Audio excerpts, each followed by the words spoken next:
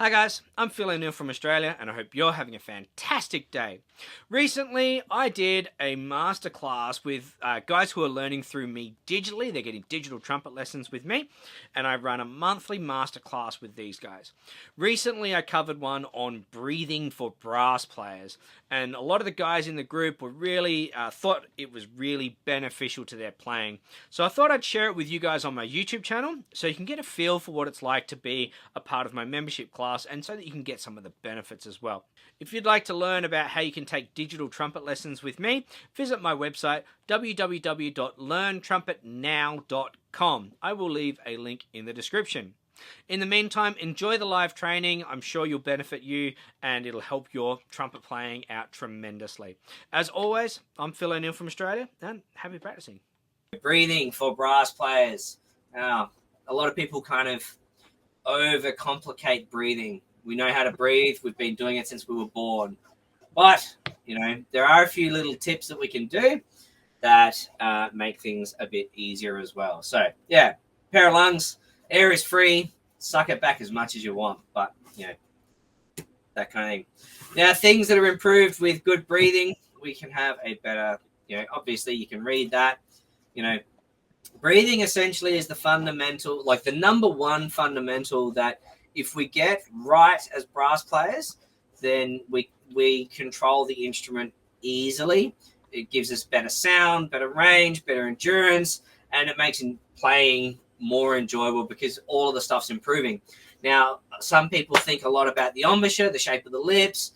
Basically, a bad embouchure can be fixed with good breathing. That's the breath in as well as the breath out and how we blow through the instrument sort of thing. So not need to suck eggs, but breathing's really important as a brass player and a wind player, essentially. All right, that's why you should listen to me, because I know a few things about playing the instrument, as you already know. Tips to improve the breath in. All right. So it's the only way to spell it is who, but it's kind of like a whoa sort of sound. Okay. Now, a lot of people, when they take a breath in, they go and they make like an E sound, right? So give that a go. So just go breathe in like that, make that sound. So when you go right and make an E sound, the throat closes, so the air doesn't come in as fast, right? You're closing your mouth, you're closing your throat, you're closing your lungs off, like you're making more tension in the body, so it doesn't come in as easy. Where if you go back to the whoa, it's the mouth's open, the throat's open, which allows the air to come in and fill up the lungs, and it takes away tension from the body. When there's no tension in the body, we're able to get the air into the lungs. All right, so that's my first tip. It's always think about a whoa sound as you breathe in. It just releases a lot of tension. Okay. Which also, by taking the whoa sounding breath in, helps you remain relaxed. Okay. If you tell someone to relax, the first thing they do is they tense up. Right. So I like to think about making the whoa sound, and then the relaxing kind of occurs as a result of it. But it's also something to think about. Now, I've got a little device here, which is just a PVC, plastic tube. All right. It's about 1/4 inch thick sort of thing. And you can use this device. This also helps to control your breath in, right? Helps open things up. Now, I just bought this at a hardware store. It was a long tube, like 1 meter long, and I just cut it off. But something like this fits in the case. You just put it between your teeth and you take a breath in. And essentially, you'll notice if you give that a go, you're just creating that whoa sound. It's just another device to help do it. So another way that you can do it that I've seen, in fact, one of the low brass players at work, he creates that shape with his fingers, puts that between his teeth like this, and then takes a breath in.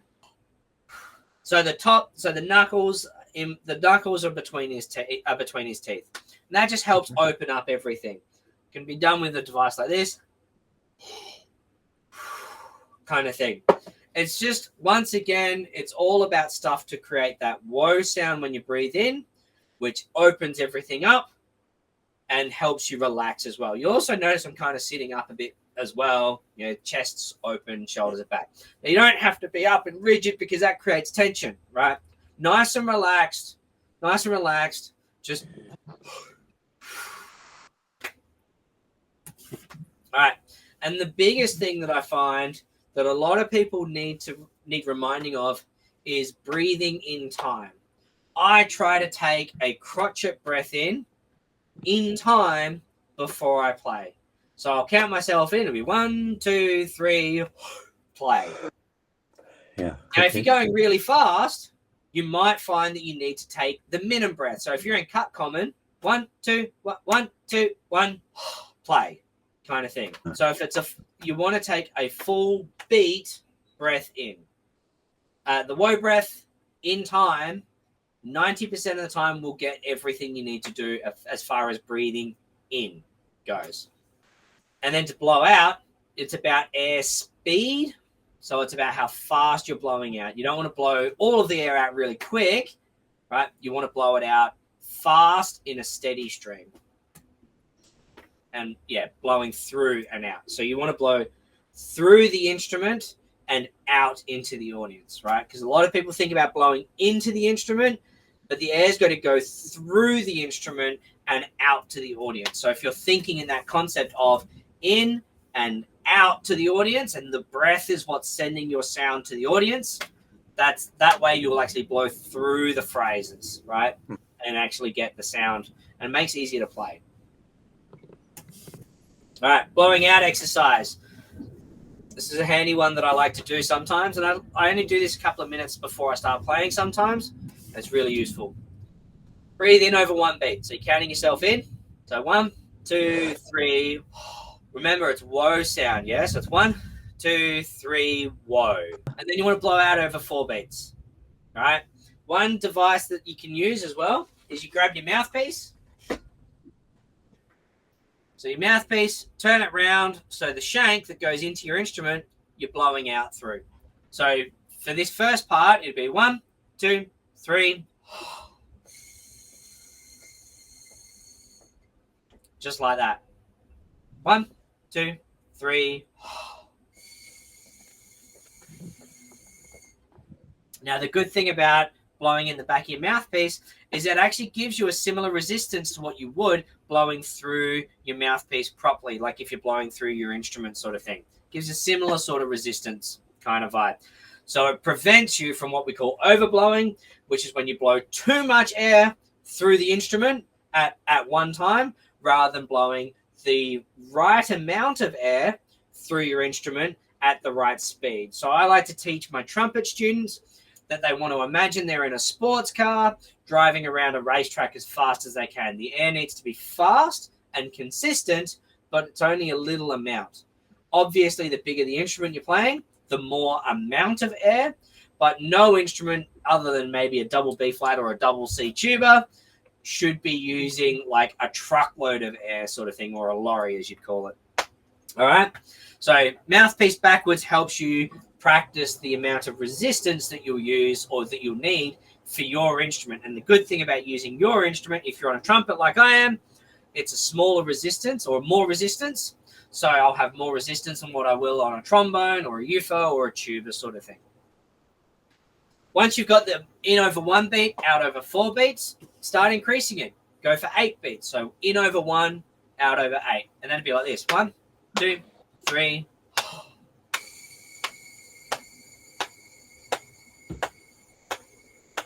Once you've got 8 beats down, go for 12 beats. Kidding. So in over 1, out over 12. So that'd be like this. 1, 2, 3.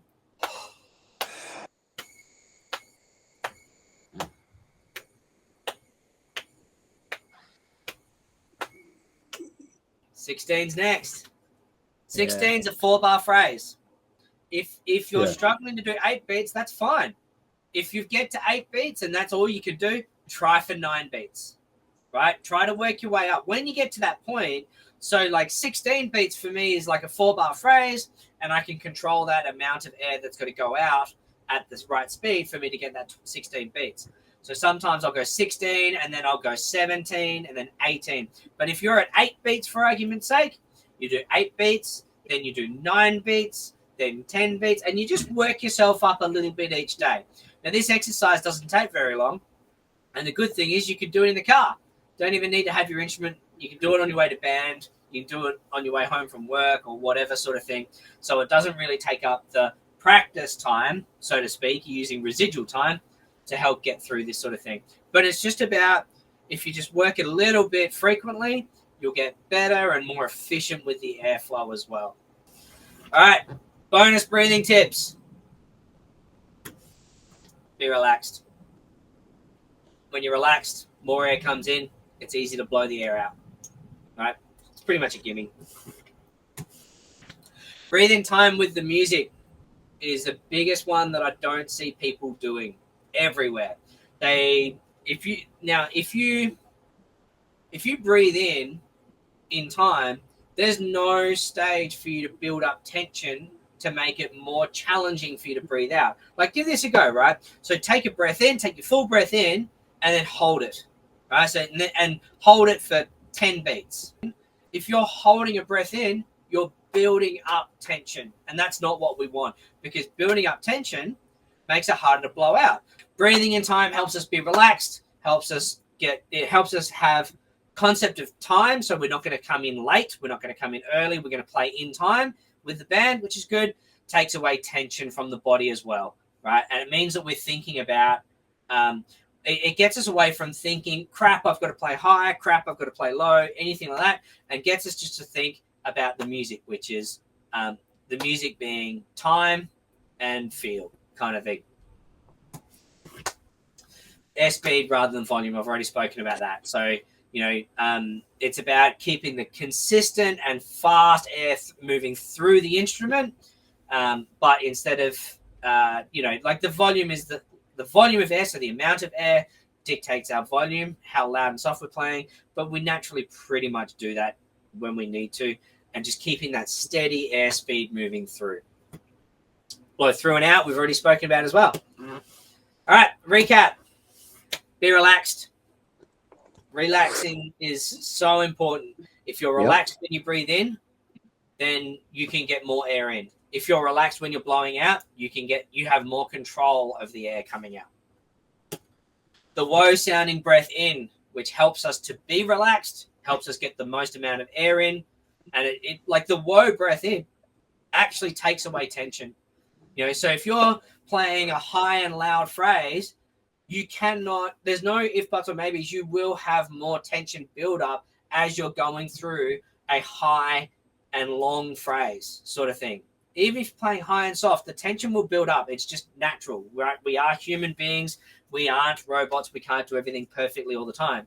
So if you're going through that high phrase that's building up the tension, and you can feel the tension building up every time you take a breath, if you take a woe-sounding breath in time, that helps you reduce the tension. And if every breath you take, you reduce the tension a little bit, it helps you get through to the end of that challenging passage. Does that make sense? Breathe in time. The two most important things. Woe-sounding breath in, breathe in time.